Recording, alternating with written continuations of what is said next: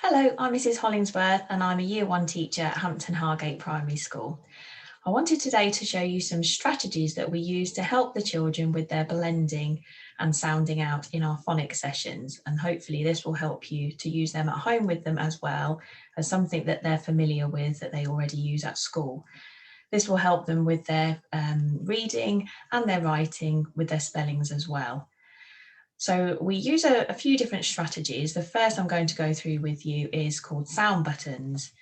We use these as dots and dashes to differentiate the different sounds that are in a word. And there are a few different ways that we use this. So where an individual letter makes one sound, we would use a dot. So like in the word cat, we would show that with 3 dots. Each individual letter makes one sound. It helps them then to blend that together. We sometimes say to the children to press on the button as we go through it. K, at, cat. And we always put that back together at the end with them to help them to see how to blend. We might also use dashes. So that is used when 2 letters make one sound. So in the word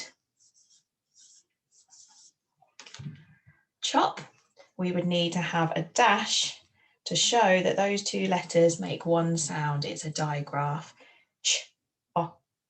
And again, we would go through those sound buttons with the children and then show them that blended together. Ch, op, chop. We might have a word like teeth, where there would be a number of different things, dots and dashes. So t, e, it really helps them to see, they can spot the digraphs for themselves as well by writing out the word, and they to put the sound buttons on themselves. And this is something that they're very used to in our phonics sessions.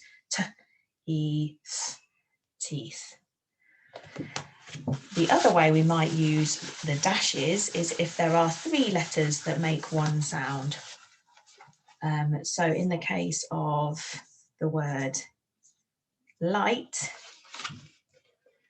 we would need a dot, a dash for the I sound. T. That's called a trigraph, 3 letters that make one sound. L, I, T, light. And that's how we would show them that blended together as well. There's one final way that we would show the children to use sound buttons, and that is with a split vowel digraph. These are words where a vowel joins an E at the end of the word with a consonant letter in the middle. So some examples of these are cake. So this is a split A vowel digraph. K, A, K. So we show them that E will join together with a vowel letter, and then we go back to the consonant letter to make the final sound. K, A, K. And we can do these with every split vowel digraph. So for example, L, I, K.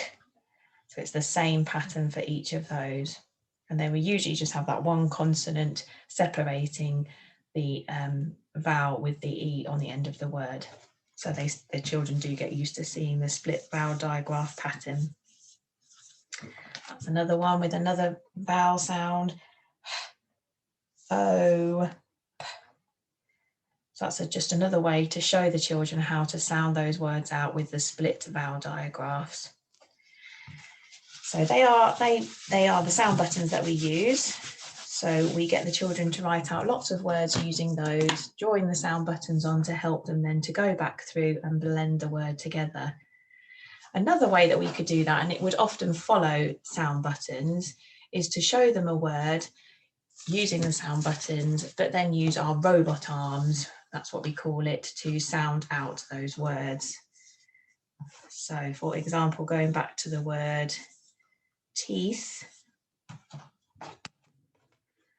we would sound that out using our robot arms, t, e, teeth, and always blend it back together at the end. So it's just a way of the children visualizing that word using the robot arms to break it down. T, e, f. Another example might be